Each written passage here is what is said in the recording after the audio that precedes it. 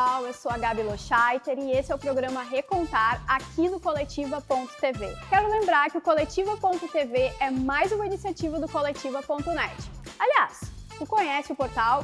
Aqui na descrição do vídeo tu encontra o link para o portal e também para as nossas redes sociais. Já aproveita e nos segue lá também. E aproveitando, curte esse vídeo, compartilha e comenta. E não esquece de se inscrever e ativar o sininho aqui no canal, assim o YouTube te avisa sempre que tiver conteúdo novo. Aqui no Recontar, a gente revisita uma das seções mais queridas e importantes do portal, o perfil. Há mais de 20 anos, a seção tem a missão de contar histórias e evidenciar os profissionais gaúchos e suas trajetórias na comunicação. Então, como recordar é viver, a ideia aqui é revisitar estas entrevistas. O que mudou desde o dia que o nosso convidado de hoje foi entrevistado? Vamos juntos? Está no ar o Recontar. Bom, e quem hoje topou conversar de novo com a gente é alguém que respira comunicação desde criança. Vou pedir licença para vocês, mas eu vou ter que colar o currículo do homem porque é extenso. Há 40 anos no mercado, ele teve passagens por grandes agências de comunicação, além de atuação em entidades ligadas à comunicação aqui do Rio Grande do Sul. Ele é formado pela PUC, tem uma especialização em marketing pela ESPM e estágios em agências produtoras dos Estados Unidos. Ele é filho do saudoso e grande publicitário e comunicador Salimem Júnior. E estou falando de Samir Salimem, o publicitário, empresário e conselheiro. Oi, Samir. Tudo bem? Muito bem-vindo aqui à nossa Coletiva.tv. Que legal, eu estou muito feliz de ter aceitado esse convite e principalmente por estar te reencontrando, porque em 2014 tu me contratou para trabalhar na Publivaron. É verdade. E foi um momento muito legal, de muito crescimento para mim, então eu estou duplamente feliz por estar contigo agora e por te reencontrar. Que legal, né? Para mim é uma honra estar podendo falar contigo, é uma profissional excelente que fez a sua trajetória, né? E como tu falaste no começo, são mais de 40 anos no mercado, formando gente muito qualificada, e eu acho que efetivamente cada momento foi um momento e foi a minha missão, né? Sim. De formar grandes profissionais como tu. E eu acho que tu continua, né? Que tu só Continuo. passa o teu conhecimento Claro. tantos e tantos. É o meu papel, né? Uhum. Isso que eu fui adquirindo ao longo de...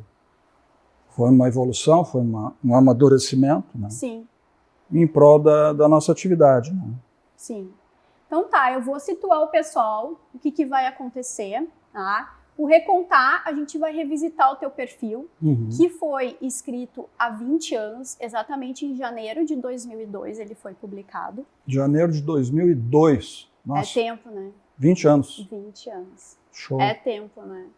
Então a gente vai revisitar, assim, eu vou falar algumas coisas que eu grifei, assim, que são bem legais, que tu falou naquela época, e eu quero saber, todo mundo quer saber, o que aconteceu nesses 20 anos, nessa tua jornada. Muito legal. Pode ser? Vamos embora. Vamos embora? Bora. Vamos nos revisitar?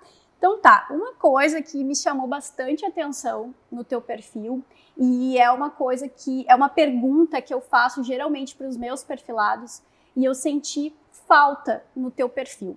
Por que publicidade? Foi o pai? Olha, eu não seria outra coisa, porque eu nasci já num berço chamado Salimem Júnior, onde eu convivi desde pequeno, nos estúdios da TV Difusora, onde ele fundou em 1969, eu tinha 6, 7 anos, e dentro da rádio, nos programas que ele apresentava, né? Então Sim. A gente foi se alimentando, né, dessa questão, e sempre tive essa atratividade.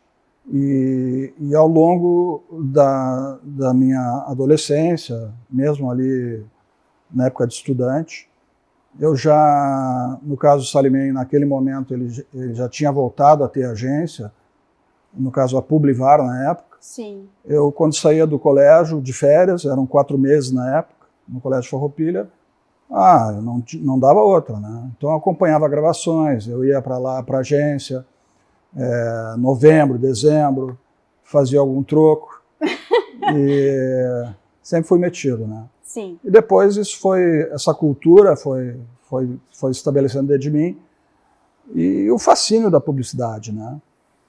Então, é um bichinho que te picou. No meu caso, foi tudo a ver pela característica da nossa atividade, a questão da criatividade, né?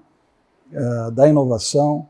Né? Eu sempre fui um cara muito criativo, pessoalmente falando.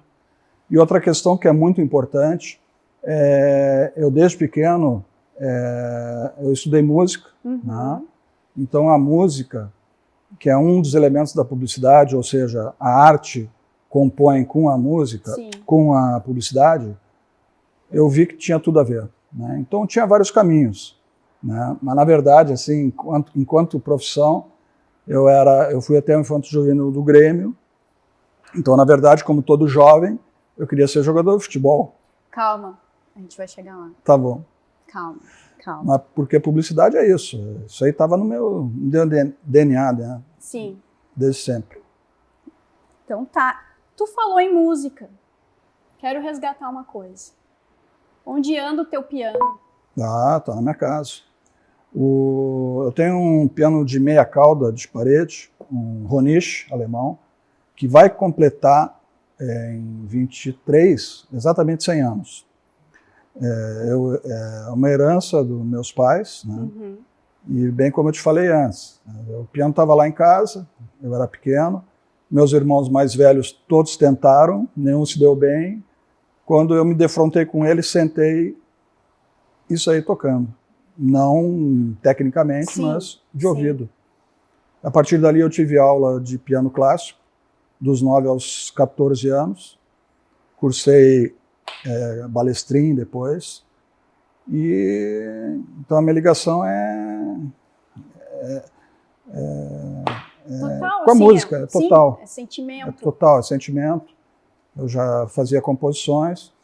E então, naquela minha adolescência, paralelo ao futebol, né, eu também fui com um grupo de amigos, a gente se reunia e dali surgiu um grupo instrumental chamado Raiz de Pedra, né, que fez história.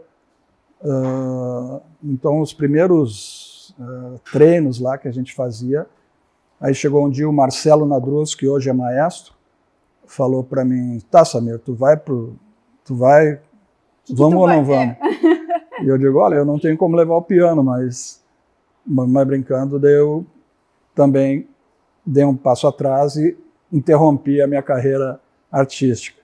E tu ainda toca com os teus filhos, assim, na presença deles, porque na época do perfil, tu disse que o teu descanso era, além de tocar, ter a companhia dos teus filhos nesse momento. Eles continuam te acompanhando? Sem dúvida. Não só os filhos, como os netos hoje, né? Que eu tenho dois netos. Então, o piano é um fascínio, né? Então, todos os amigos, né? Agora, eu sou um cara meio chato. Todo pianista é meio exclusivo, assim. Não adianta chegar lá e, tu toca ali, né? Sim. A gente é meio egoísta, assim. Eu toco quando eu quero, né? Então, mas é um grande prazer. Mas, normalmente, eu gosto de tocar realmente para me desestressar um pouquinho, né? E eu pretendo, como a gente tem casa em Canela, e a gente vai se mudar agora, onde a gente está ali no Advento, eu pretendo levar o piano lá para casa de Canela, porque lá é fascinante, né? Sim. Porque lá... É uma outra vibe, né? E já que a gente falou nos teus filhos, né? Naquela ocasião, tu já tinha a Laura. A Laura. Eu vou colar. A Laura, o Lúcio e o Pedro tinha acabado de nascer. Exatamente. Eu sei que não parou aí. Tem uma pequena prole. Conta pra gente um pouquinho como é que estão os filhos, que idade estão. Conta pra gente. Hoje a Laura tem 36 anos, né? Foi do meu primeiro, com o Lúcio com 34. Né? Eu tive uma relação dos meus 24 aos 30. Depois a gente se separou e eu tornei a me casar com 35, com a Fernanda, arquiteta. e tivemos 2 filhos. O Pedro, que naquele momento, em 2002, já tinha acabado de nascer, e um ano depois nasceu a Manuela. Né? Então hoje, e dali com aquilo eu fechei. Fechei para balanço. Daqui não sai mais nada. Agora é só os netos. No caso da Laura, ela teve o Ravi, né, que hoje já tem 10 anos. E fez um ano agora, no dia 2 de dezembro, a Jaciara, que é filha do Lúcio, que era um casal de gêmeos, que infelizmente a Anaí veio a falecer, e a Jaci sobreviveu e completou um ano de vida. Então, eu sempre fui um cara muito família, né? Então sempre gostei desse tipo de situação. E então, para mim, é uma satisfação quando, antes de ter os netos, quando eu conseguia estar com os 4 filhos, né? O que era quase nunca, né? Porque um foi morar aqui, o outro lá. Então, normalmente, nessa época aí de Natal e tal, que eu conseguia, quando eu conseguia ficar com os 4, assim, era uma grande emoção. Legal. E agora, pela primeira vez, talvez, se Deus quiser, eu vou estar com os 4 e com os 2 netos. Que legal. Porque a Laura mora em Recife, a professora de escola Waldorf, está chegando amanhã. Lúcio, músico. E o Pedro é Manu aí, com seus 20, 19 anos hoje. Então é uma grande satisfação, né? Feliz. É um orgulho muito grande, né? Sim, legal. Agora sim, antes tu chutou a bola, mas agora a gente vai falar um pouquinho sobre o futebol. Futebol Na ocasião, tu participava de uma confraria da Vila Nova. Já fazia 15 anos, naquela época já fazia 15 anos. Da confraria? Exato. Essa confraria existe, tu ainda joga bola ou tu abandonou as chuteiras, colocou atrás da porta? Exatamente. Na verdade, essa confraria foi um momento mágico, né, dos nossos amigos lá na Vila Nova, numa área lá do Estrogo, e era uma grande satisfação. E depois daquilo, o terreno foi vendido, né, e aí acabou aquele momento. Sim. Depois eu continuei jogando um pouco, até um jogo de paz no Colégio Bom Conselho, e eu, digamos assim, com a turma de paz, né, uns 10 anos mais moço, né, eu acabei fazendo um espacato e rompi o traseiro aqui da coxa. Fiquei 7 meses parado e nunca mais voltei. Mas eu amo futebol, amo futebol. Sim. Hoje o pessoal diz assim, hoje tu jogava futebol, tu gordinho e tal. Mas quem me viu jogar sabe que eu fui craque. Pois é, isso eu ia até... Eu amo futebol. Eu queria lembrar umas aspas tuas sobre isso, sobre o jogador, o Samir jogador, tá? Cheguei a jogar até o antigo juvenil, que na época, hoje infanto juvenil, né? Do Grêmio, junto com atletas que seguiram a carreira, como Paulo César Magalhães e o Giba. Quer dizer, então, que futebol gaúcho pode ter perdido um craque. Mas com certeza. Que posição tu jogava? Só na outra vida. É que eu jogava assim, no Colégio Farroupilha, jogava de meia direita, no Tamandaré, que deve ter até hoje, que era o futebol da Várzea, o Metropolitano. Em todos eles eu fui campeão. E no Grêmio eu jogava na lateral esquerda. Por quê? Porque eu era muito alto, forte, chutava com as 2 pernas, o que não era comum, né? E o Paulo César Magalhães, eu jogava no titular e ele era reserva. Sim. Mas no momento que eu saí do Grêmio, lá atrás, o Paulo César seguiu e outros atletas seguiram e acabaram se tornando campeão do mundo. Né? O Renato Portaluppi e o Giba era meu colega de Farroupilha, o Gilberto, que também foi campeão do mundo. Então é muito orgulho de ter tido aquela experiência. Mas na época o futebol era muito difícil, viu? Porque não era, obviamente, o que é hoje, né? Então o jogador era maltratado e cada atleta não tinha nem dinheiro para comprar uma chuteira, né? Então era bem complicado. Era outra época, outros tempos, né? Sim. Sim, completamente. Agora, o fascínio que eu tenho por futebol é um negócio inacreditável. Porque eu assisto todos os jogos, tudo que puder saber. Série B do Paulistão, jogo de várzea, eu tô vendo. Eu amo futebol.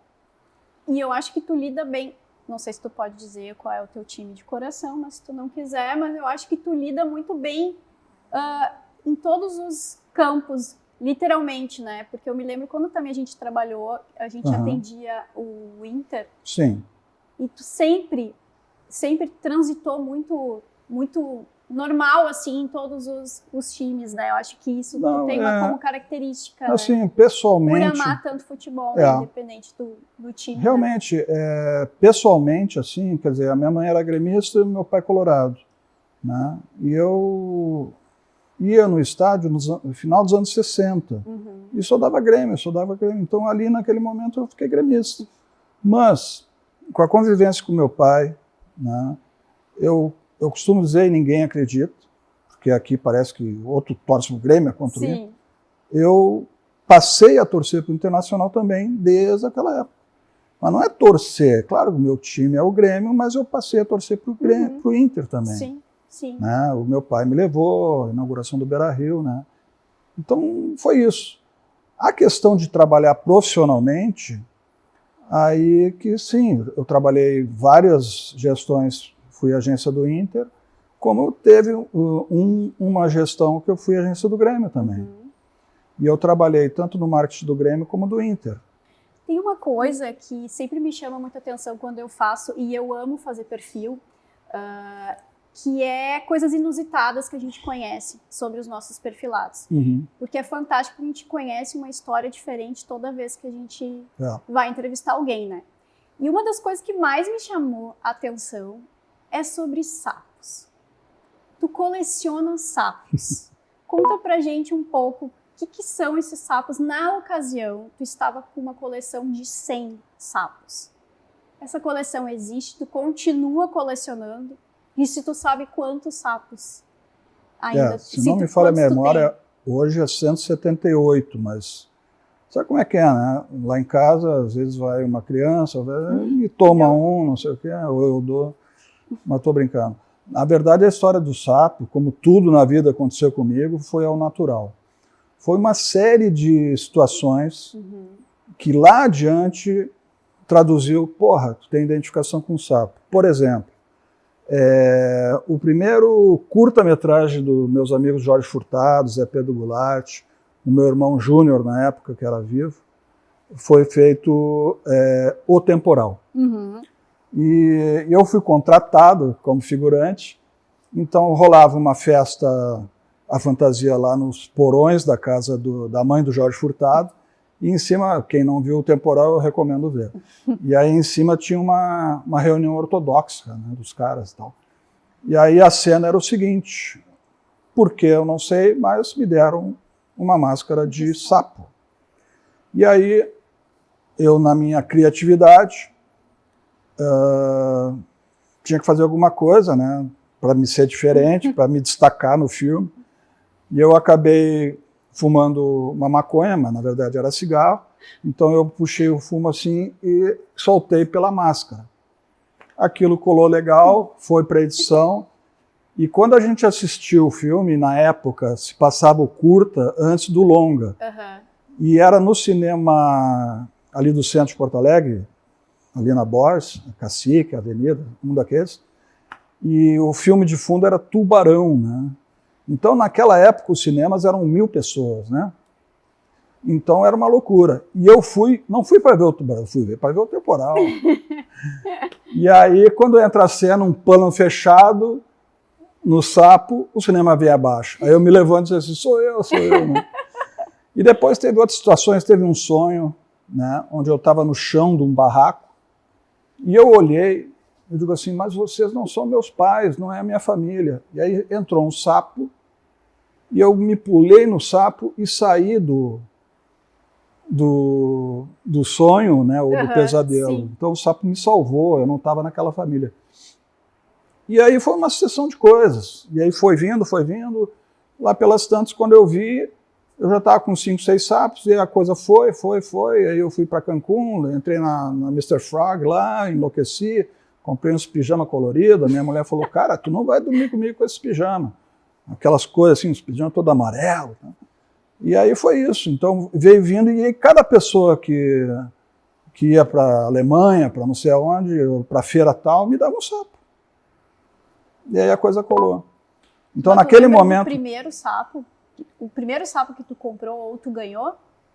O primeiro sapo, olha só como é, foi um sapo de cerâmica de 1978, que foi um presente da Publivar, da agência. Né? Então eu, como filho do Salimem, ganhei um sapinho e levei para minha casa. O pai me deu aquele sapo e eu levei para minha casa. Então o primeiro sapo que eu ganhei foi da Publivar, tu vê como é a coisa. Que era um sapo de cerâmica muito bonito, que eu tenho até hoje. E que na base dele está escrito lá, o meu filho Samir, com uma dedicatória do pai. Que legal. Muito legal. Não, então ele é grandinho, então. É, mais ou menos assim, é grandinho. Ah, que sapo legal. de cerâmica. Então, mas tem sapo de tudo que é lugar. Tem telefone, sapo telefone. Olha, tem de tudo. Que legal. Todo tipo, né? Muito legal. Eu vou sair um pouquinho da tua vida pessoal, agora eu vou puxar... Acho bom, né? Vou puxar para o empresário Samir. Vamos embora. Vamos embora. Uma das coisas que tu falou na época também foi que tu tinha o costume de caminhar no centro aos sábados para estudar o mercado. E depois tu até ia almoçar ali no Gambrinos, né? Terminava esse teu estudo almoçando no Gambrinos. Claro que mudou muita coisa desde lá, o estudo de mercado, né? Mas eu queria saber, assim, se tu costuma ainda fazer alguma coisa nesse sentido. E antes eu só vou dizer umas aspas que tu disse naquela ocasião. Dedico as manhãs de sábado para uma atividade de muito tempo, que é visitar o centro de Porto Alegre, aproveitando o menor movimento para caminhar e conhecer o que está acontecendo nas ruas. Isso aí foi o seguinte, isso que eu levo até hoje. Na época, tá, quando eu tinha esse hábito, foi antes da internet, né? E eu sempre costumo dizer para todo e qualquer profissional, equipe e tal, que o publicitário tem que ver a rua, tem que ver o cliente, botar né? Se o cara tem uma conta de supermercado, porra, como é que ele vai atender, como é que ele vai criar, sem estar frequentando o supermercado agora. Então eu costumo dizer que nós publicitários, o nosso olho nunca mais é igual, né? Já que depois que tu entra na atividade, porque tu vai no cinema, tu vê o enquadramento que está escrito na camiseta teve uma cena lá aquela atriz do Ghost, a Demi Moore? Que ele estava num filme lá e eu olhei assim, e ela estava numa crise com o marido, não sei o quê, e ela estava com uma camiseta escrito Help. Puta, por que só eu notei que estava escrito? Claro que não fui só eu, mas tu entende? Então a questão de estar na rua, nessa época eu fazia isso, sem demagogia, para dizer o que os caras estão falando, pegar um ônibus, entendeu? Então, isso aí, traduzindo para os dias atuais, é o profissional sair da tela. Sair da tela. Cara, tem que... Sim, por mais que a tecnologia não adianta, né? E é uma coisa que eu lembro muito de ti. Que tu sempre foi uma pessoa que é olho no olho. O relacionamento é olho no olho. E eu acho que isso tu carrega contigo e acho que isso não mudou, né? Não mudei. Com tudo que está acontecendo, não tem como ser diferente. Hoje se fala muito em home office. Nós lá na Euro, veio a pandemia, nós ficamos em home office 10 dias. Claro que, quando retornamos, passados aqueles 10 dias, nós dávamos todas as condições para alugarmos carro, para cada profissional não ter contato. Seguimos toda aquela risca. Mas a Euro não fez home office. Então, eu não acredito no home office. Como é que você vai fazer uma construção de um trabalho, de um projeto, de um jogo, sem estar de corpo presente? Né? É praticamente impossível. Como é que tu vai fazer um brainstorm, um briefing, sem estar com o cliente, sem estar, né? Então, claro que, obviamente, que a tecnologia ajuda, mas para tu construir, a publicidade é uma atividade coletiva, né? Não tem o dono da ideia, né? tudo que eu construí, os cases, tudo, não foi só eu, né? Foi um grupo de profissionais. Qualquer ideia nunca é gerada por uma pessoa só. Uhum. Então, nesse sentido, se na época eu fazia isso, hoje é de outras formas. Claro que eu hoje, com toda a minha experiência, eu adoro, se eu vou no supermercado, eu sempre pergunto o nome da pessoa, né? Eu estou no caixa, lá, como é o teu nome? Ah, o teu crachá está virado. E eu estou sempre pesquisando. Uhum. Né? Em qualquer momento, eu sou que é um radar, assim, eu estou pesquisando, porque nós publicitários somos obsessivos na busca do que está passando na cabeça do consumidor, dos hábitos, né? E principalmente do que está se estabelecendo hoje das novas gerações, os hábitos, né? Tudo isso que está acontecendo. Porque na essência, tudo mudou, mas nada mudou. Uhum. Desde o meu começo, traduzido as proporções, tu tem que ter relação, né? Sim. As pessoas têm que se relacionar, têm que procurar as vivências e, consequentemente, lá no fim que está o produto, o cliente, né? Mas isso não tem como ser diferente. Só vou levar até morrer, né?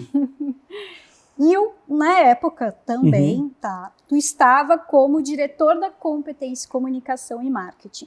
Eu queria que tu falasse um pouquinho, que são 20 anos, tu deve ter caminhado e caminhou muito pelo mercado. Por onde é que tu passou? Conta pra gente um pouco. Rapidamente, eu comecei na Publivar, depois na metade da década de 80, a gente faz uma fusão com a Símbolo Propaganda, e assim vira Símbolo Comunicação, e ali naquele momento a gente se torna a maior agência do Rio Grande do Sul e a 12ª do país, né? Porque até aquele momento a MPM era a grande agência do Rio Grande do Sul e do país. Então foi um momento mágico até 98, quando eu saio. Então eu convivi com o Salimem enquanto funcionário dele, depois me tornei sócio, foram 18 anos trabalhando junto com o Salimem, com o pai. E após isso, ali em 98, eu saio da sociedade da Símbolo e entro na sociedade da Competence, da Renner Hermann, do João Satti e do Renato Mesquita.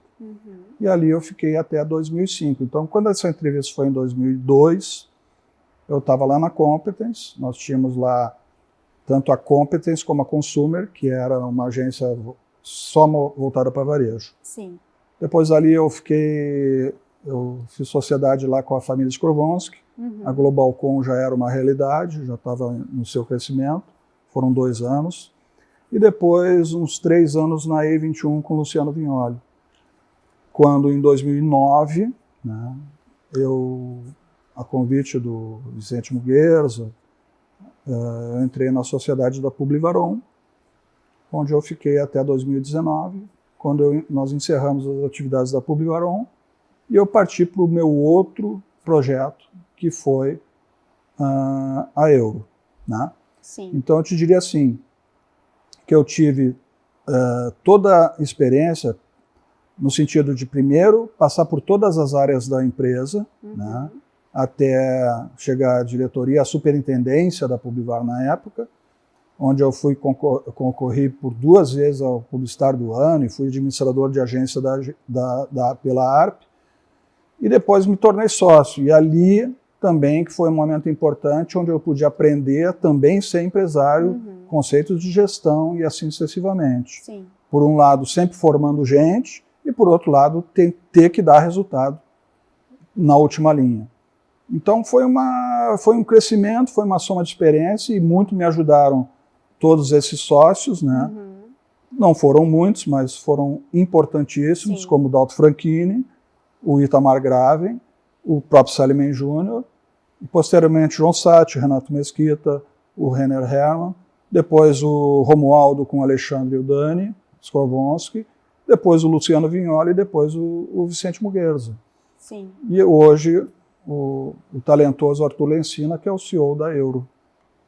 Tem uma das coisas que a gente até já falou muito, que tu é uma pessoa muito ligada, que tu tá sempre em contato com as pessoas, e tu sempre participou de entidades ligadas à comunicação, no sentido de ajudar os profissionais. Queria que tu comentasse, tanto que hoje tu faz parte, né, uma das tuas atividades é no conselho no CONAR. Do CONAR e também da própria agência Euro. Uhum. Queria que tu falasse um pouquinho sobre isso. Sobre o que sobre as entidades e para ti, o quanto isso é importante isso. Né, Gabi, tem a ver com o meu perfil, sabe? Eu tinha algumas missões, né, que veio comigo. Uma é efetivamente ligada à saúde. Então, eu participei de vários projetos ao longo da minha carreira, que foi um belo projeto, que foi do primeiro tijolo, a construção do Hospital da Criança Santo Antônio, né, que foi ali, eu era presidente da ARP, o Dick Sherton, presidente da ABAP. Nós conduzimos todo um projeto com 6 agências e levantamos dinheiro para a construção daquele prédio. Então, muito orgulho, meu nome está lá na placa da Santa Casa. Eu lancei, junto com o Salimem, o Instituto Câncer Infantil, saiu dentro da Sala da Símbolo, quando nós pensamos em colocar o Lauro Quadros como padrinho do negócio, que era uma sala do Clínicas. Então, eu sempre tive essa ligação, né, de responsabilidade, de colaborativo. Por outro lado, a questão das associações, eu fui um dos fundadores da AGE, Associação dos Jovens Empresários de Porto Alegre. Eu, Alexandre Langer, Carmen Ferrão, Serginho Sirotsky. Foi em 1985, dentro da sala da Publivar. Legal. Então, eu sempre tive esse viés. Depois, no caso da ARP, bom, eu começo efetivamente, profissionalmente, em 80. E logo de cara, o João Firmo de Oliveira já tinha o Festival da Propaganda, Mundial da Propaganda, que era a cada 2 anos. O primeiro eu não participei, que foi em 78, mas já o segundo eu já participei. Então, desde o segundo, eu sempre colaborei. Então, hora eu fui jurado, hora eu fui apresentador, hora eu fui isso, hora eu fui aquilo. Então, eu sempre me doei para o nosso setor. Depois, a convite do Sérgio Gonzalez, lá no metade dos anos 90, me convidou para fazer a chapa da ARP. E eu entrei em 1993, se não me engano, como segundo vice-presidente da ARP. E ali também foi um momento importantíssimo, onde eu pude colocar todo o meu conhecimento e agregar nessa questão do relacionamento. Eu sempre consegui sentar com os concorrentes, né? Eu não considero nenhuma agência concorrente, inimiga, mas sim concorrente. Eu sempre fui leal, sempre fui olho no olho e sempre consegui construir, em vários momentos da nossa atividade, essa construção, não só eu, mas outros amigos, né? A gente conseguiu construir, elevar a nossa atividade a ser essa excelência que é hoje, né? Muito respeito, né? Não só os profissionais de propaganda que tudo iam direto para São Paulo, mas que, como status quo, a gente conseguiu ter grandes agências, a gente conseguiu ter grandes profissionais e conseguir essa questão da formação, né? A questão do CONAR também foi desde 1997, quando eu fui convidado para ser conselheiro da 5ª Câmara, que muito me ajudou na minha profissão. Porque hoje, eu nem sei te dizer quantas lides, quantos processos eu já julguei ao longo desses anos. Desde a época do fumar, emagreça 7 dias, né? Então, isso tudo, né, eu fiz parte de tudo isso que a gente conseguiu qualificar a propaganda, né, principalmente com o Código Consumidor 91, que estabeleceu uma nova relação entre o consumo e a propaganda, e ao ponto de a gente chegar hoje, e toda essa evolução antes de internet, depois de internet. Antes a gente julgava 95%, há 5 anos atrás era 90% de off, e hoje é 95% de on, né? Hoje praticamente não julga mais nada, até pela multimídia, né? O cara faz uma campanha, tu denuncia ou na internet, normalmente internet. Então, tudo isso, eu tive esse papel. Também fui diretor da Federação, teve a União Empresarial também, um movimento importante. A convite também do Rui Osterman, eu participei do conselho da Fundação TVE, Então, eu fui vice-presidente do conselho. Então, esse viés que hoje eu me apresento como conselheiro é daqui para frente, entende? Uhum. Eu acumulei esse tipo de coisa e então hoje eu sou conselheiro do CONAR, não abro mão, né? E deixando claro que é colaborativo, não Sim. tem jeton, não tem nada. Do conselho da Euro também, porque eu vejo que ali o Arthur tem um papel fundamental como fundador da Euro, como CEO, e também a convite do Paulo Beck, da Grow Mais, que é a quarta aceleradora do país, já nessa questão das startups, eu faço parte do conselho da Grow Mais Impact Plus. Uhum. Então, digamos assim, eu estou sempre atualizado, né, e com essa responsabilidade, né? Mas tem que ter esse perfil, né? Senão não daria certo. Pois é. Bom, tem muita história da tua vida, né? E na ocasião também tu falou sobre a possibilidade de escrever um livro. Vou abrir aspas para ti. Além de aproveitar as noites de domingo para ler e iniciar a minha semana de trabalho, venho aos poucos iniciando um projeto de escrever um livro, o que ainda precisa de um bom tempo para se materializar. Exatamente. Eu fiquei sabendo que esse projeto já deu uma evoluída. Vazou? Não sei. Quero ter uma jornalista competente. Não, Como é que está esse processo? Então, na verdade, quando isso foi... Eu sempre guardei tudo, né? Eu tenho lá a história da propaganda, né? No caso das agências que eu trabalhei, os clientes. Então, eu tenho filmes de 35mm, eu tenho toda aquela evolução, fitas Zumatic, né? E tudo isso eu fui digitalizando. Paralelo a isso, muitos materiais. Eu e um outro cara, que é o Serginho Gonzalez, tem muita memória. E nós deixávamos todos esses materiais lá na ARP, na casa da ARP, a antiga casa da ARP, que uma vez foi assaltada. Mas os caras levaram só computador. E eu me assustei com aquilo, falei, puta, claro que isso aqui não, para os caras, para os ladrões não tinha... E eu acabei falando, Sérgio, faz o seguinte, pega os teus materiais e leva para tua casa, porque eu levo para mim. Então eu tenho muita coisa. Eu fui elaborando isso, e quando isso se materializou efetivamente com tudo esse ano. A exemplo do Salimem, tá? Uhum.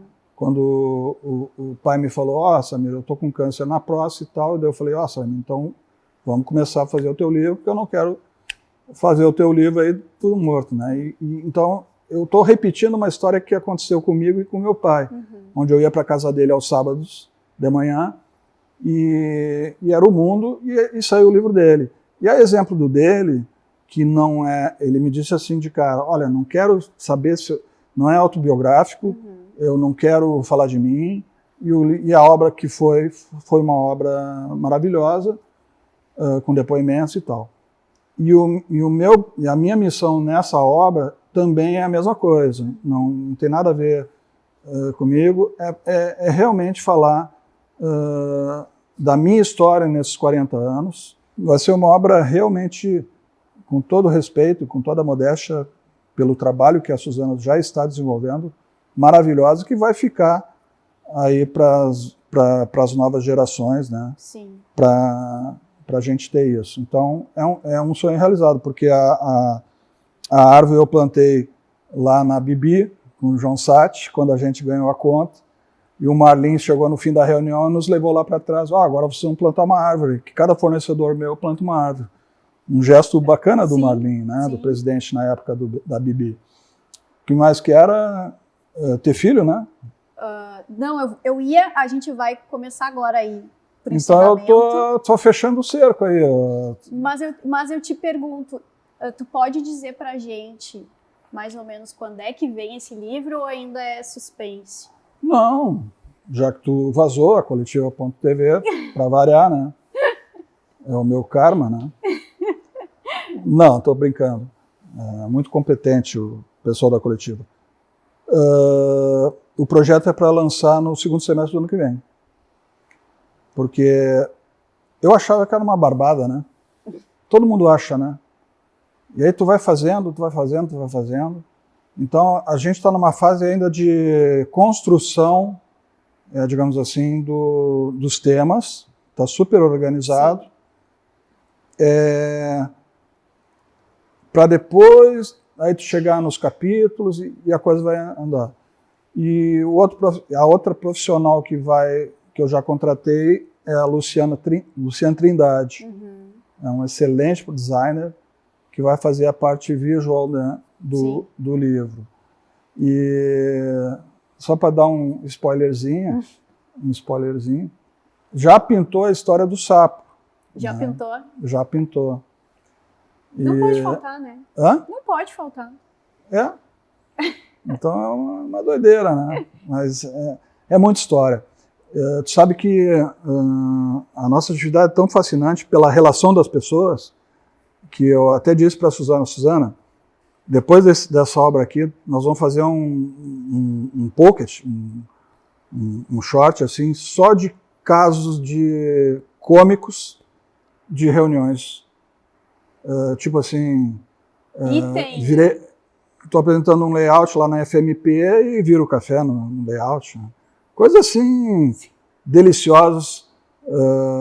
E muita história, nossa, muita história, que isso aí dá assim, capítulos, né, na linha de humor, assim, que é sensacional, histórias assim, de viagem numa prospecção na cidade tal, daí tu erra o caminho, chega no outro dia. Tem tanta história. Uma vez eu fui na Erva Mate Lomon, que foi um puta case na época, e eu estava indo para Erebango e capotei com o carro. E fui para a reunião, com o carro todo amassado, fiz a reunião com o cliente e voltei. Mas estava bem. Estava bem, graças a Deus, não sentiu nada. É que furou um pneu e o carro fez uma diagonal e subiu e voltou. Sim. Então tem muita história, Sim. é uma delícia. Eu costumo dizer sempre isso, não é demagógico. Não tem negociação, ou tu é publicitário ou tu cai fora. Porque é uma atividade que não tem 2 dias iguais, tu acorda, vamos de novo, né, e tem que ter realmente felicidade naquilo que tu faz. E é uma atividade coletiva. Então o sucesso está aí, cara. Hoje só se fala nisso, né, qualidade de vida, o novo jovem aí, eu quero, fica 2 meses só na empresa tal, vai para a empresa tal, mas te garanto, se tu tem um ambiente ligado à publicidade, né, à agência, que tu tem esses valores, tanto é que, no nosso caso, é de vários, a Euro, nesses praticamente 3 anos, só saíram 2 profissionais que foram para cliente. Então, Sim. E uma delas chorava, né? Saí, eu não queria sair. Não, cara, é a oportunidade da tua vida, vai à luta. Tá certo. Então, essa é uma grande satisfação, que é a questão da retenção daquela qualidade. Então, Sim. todo esse negócio resulta nisso, né? Uhum. A gente vai agora começar o encerramento, e eu queria terminar com uma frase tua, que eu acho que resume toda essa conversa também que a gente teve e a tua essência, tá? Temos de fazer as coisas com felicidade e sabendo a importância do seu papel e para o que você está realmente qualificado, e não apenas realizar sem prazer. Eu acredito que essa tua premissa continua sempre, né? Tu leva. Sem dúvida. A gente, depois que a gente se conhece, né, isso não tem a ver com maturidade também, mas a gente se conhece, a gente sabe, e eu fico encantado com a nova geração. Quando eu digo nova geração, eu digo profissionais hoje já prontos, assim, com 20 anos, 21 anos, né, que sabem o que querem, né? Então, isso está baseado nisso, num ambiente e que se tenha a felicidade daquilo que a gente faz. Não dá erro, não dá erro. E outra questão que eu sempre coloco é o seguinte: se tu pensar no dinheiro antes de... né, primeiro vem o trabalho, né? Sim. E depois, consequentemente, tu vai ser valorizado. Então, essa recíproca é verdadeira, né? Tem que ter satisfação. E hoje todos nós estamos nessa vibe agora. É curtir essa onda e ser feliz, realmente. Que bom. Fazendo aquilo que a gente gosta. Isso aí. Então, Samir, eu queria muito te agradecer novamente por estarmos juntos, por ter topado mais uma vez conversar com a gente. Né? Fiquei muito feliz, nós todos estamos muito felizes. E obrigado por dividir com a gente mais uma vez a tua história. Eu te agradeço, para mim foi um prazer, uma delícia sempre poder conversar e deixar um recado aqui que Coletiva.tv veio para ficar. Tá bom? Ó, tomara, né? É isso que a gente espera. Vamos embora. É para isso que a gente trabalha. Vamos embora. Né? Obrigado. Então tá. Obrigada, Samir.